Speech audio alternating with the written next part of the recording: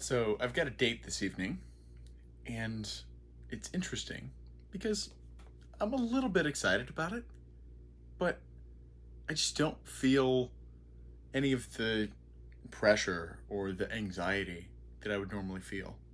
And I think it's because I've really begun to develop a sense of confidence that's rooted in reality. And while there are still so many open questions about the future that I want to build, I actively feel like I'm building it. Like my day today wasn't perfect, but I can genuinely say that I spent it productively and was actually just working on the work that matters. And that's cool. It's not the first time that I felt that, but it's been a lot more consistent lately.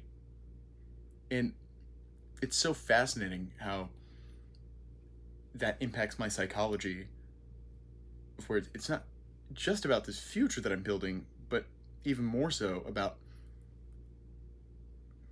the process of building that future, building me up in the present, and then that creates its own recursive cycle of the better I feel about myself in the present and the more connected that I feel in the present, the better I can operate and the better that my future becomes, the better that my perception of the probability landscape of my future becomes, then the better I can operate in the present, so on and so forth. And so it's interesting.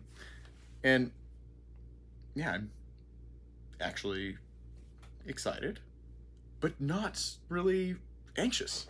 And that's interesting for me because usually those two things kind of go hand in hand. So I guess I'll let you know how it goes. As far as our challenge for today,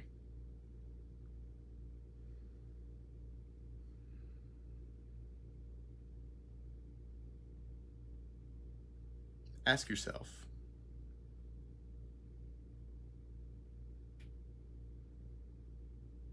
what's one thing that you know for a fact you would regret not doing if today was your last day? Do that thing. For me, there's a time in my life of, even though I perceive myself to be working on important things, and even in hindsight, I think that a lot of the work that I did during 2022 was very valuable. I put a lot of other things on hold, and specifically music is the one that's jumping out to me right now, where I don't see music as the thing that pays the bills. It is the best embodiment of what it's like to be me that I can give to you. And just processing it is so valuable for me. And it's true that if you really want to be great at something, it takes a lot of time. And so we can't do everything. But when I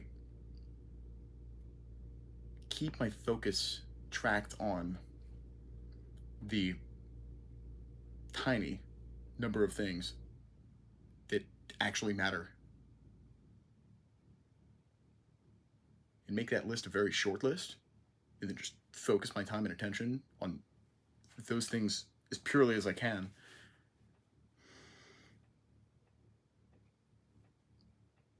I can look back at what I did with my time and be like, okay, yeah, that's how I want to spend my time.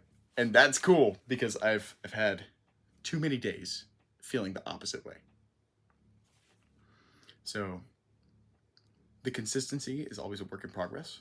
I think over the last year and a half, there have been some areas that I've been very consistent with, but some that really fell off during that time. And I'd say over the last few months, sure, but few weeks especially, my percentage of time spent meaningfully is substantially higher. And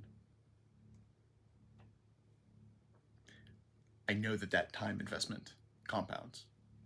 So I'm excited to see where it goes.